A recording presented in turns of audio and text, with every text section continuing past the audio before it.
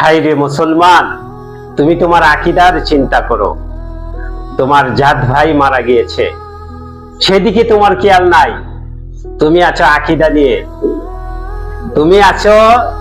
আকীদা নিয়ে, পড়ে আছো। অথচ যিনি মারা গেছেন তিনি এক আল্লাহর বিশ্বাসী, রাসূলের বিশ্বাসী। হাই রে মুসলমান, এই রক্তকরণ কখন শেষ হবে? আমরা এখনো ঘুমিয়ে আছি। এই ঘুম কখন কাটবে? পাঞ্জিরি, তুমি কখন জাগ্রত হবে? এই আশায় দিন অতিবাহিত করি আমরা। প্রতিটা মুহূর্ত অতিবাহিত করতে হচ্ছে কষ্টে, বলার কোনো ভাষা নাই।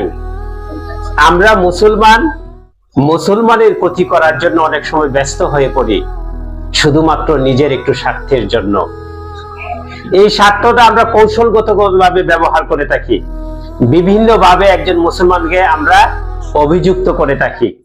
দিন শেষে কিন্তু আমরা সবাই মুসলমান, এটা কিন্তু বুঝতে হবে। আকীদাগত অনেক সমস্যা অনেকেরই থাকতে পারে, কিন্তু জাত হিসাবে আমরা মুসলমান। জাত ভাই যখন মারা যায় তখন মনে কষ্ট তৈরি হবে, এটা স্বাভাবিক। প্রতি মুহূর্তে রক্তকরণ হচ্ছে। আজকের দিনটা আমার শেষ হচ্ছে না, কষ্টে অতিবাহিত করতে হচ্ছে প্রতিটা মুহূর্ত।